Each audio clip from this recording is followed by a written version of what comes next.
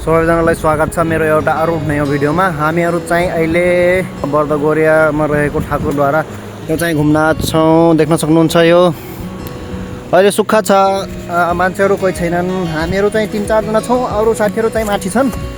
म चाहिँ अहिले अलि यो के भन्छन् यो नदीतिर आँटे पानीतिर खास यसो अहिले आज चाहिँ छुट्टी भएको कारणले साथीहरूसँग कहिलेकाहीँ रमाइलो गरिहालौँ भनेर घुमघाम गर्न आएको।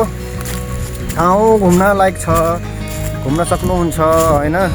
अहिले कोही छैन, पुरा सुनसान छ कि कोही छैनन्। अहिले पहिला धेरै हुन्थे मान्छेहरू घुम्नलाई, अहिले पुरा खाली छ। देख्न सक्नुहुन्छ कोही पनि छैन क्या। हाम्रो यहाँको केटाहरूको फोटोसुट देख्नुहोस्।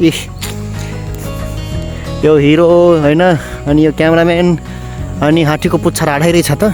भाँचियोमा हात्तीको पुच्छरै भाँचिदिए त। यो आटा टुटेर हेर्नु न, हात्तीको पुच्छरै भाँचिदिए क्या।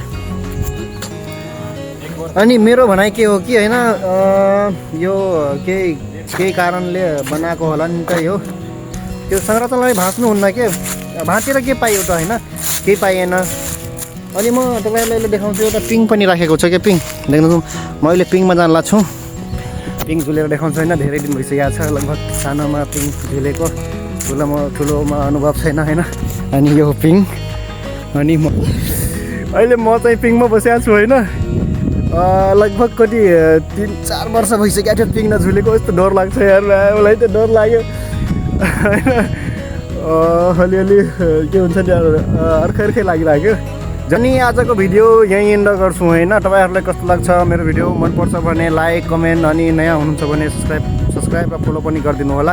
यहाँसम्म भिडियो हेरिदिनु भएकोमा सबैजनालाई धन्यवाद छ है।